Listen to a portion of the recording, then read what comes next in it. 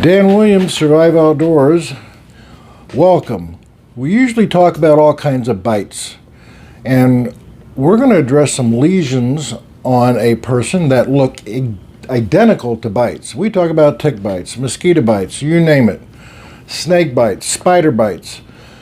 So we're going to address what is this lesion on this guy that came into the clinic. And it's really interesting. I mean, bites on a body in January in northern Illinois with an outdoor temp of about 10 degrees. This guy was this close to having his whole house de-infested because he just knew that they were bug bites. He's going to drop about $1,200. Ouch.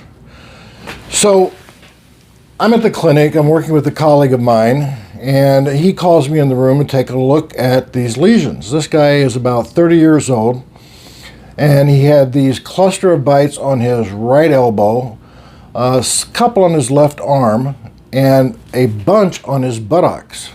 And they look just like bites, except they don't itch. Not a lot. So what in the world is this? So he calls me in the room trying to get some input here from me in terms of what these could be. So we went through the barrage of questions. Have you traveled anywhere? Have you been in someone else's bed? Have you been in a hotel room? But they weren't bed bug bites. Bed bugs will bite in a row many times. And none of these lesions are in a row. And again, they don't itch. So what could these be? And we exhausted. What kind of work does he do? We exhausted all these possibilities. Has any of his friends had any similar lesions? Does he have any dogs, cats in the house? Any kind of pets? And they were consistently no, no, no, no. So we were stuck. What in the world could this be? And my colleague then asked him, do you own a hot tub? And he does.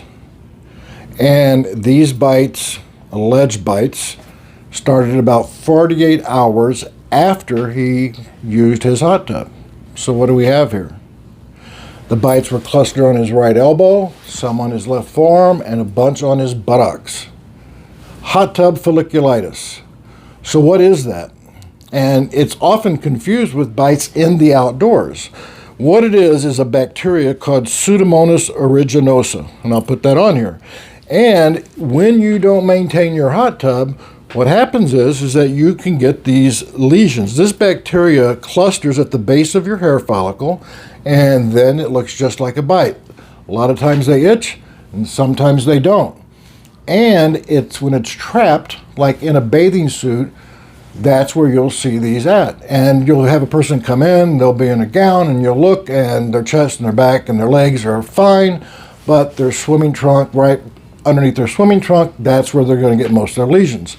Why does this guy have one on his elbow? Had his arm on the side of the hot tub drinking a beer.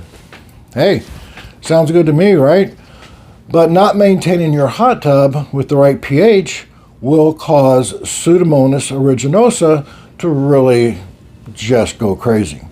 And it loves warm water, and there you have it. Now, the pH on that hot tub for Pseudomonas, they love a pH between about 4 and 9.5. So you have to, consistently keep up with your hot tub to avoid these lesions. Treatment for this? There's actually, most of the time, this will just go away in about 5 to 10 days.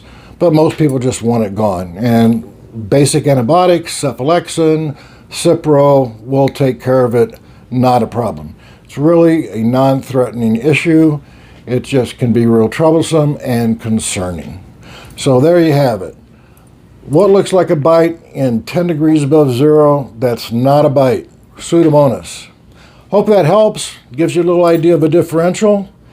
And we're going to jump back in soon on what are the stages of hypothermia as well as prevention of hypothermia.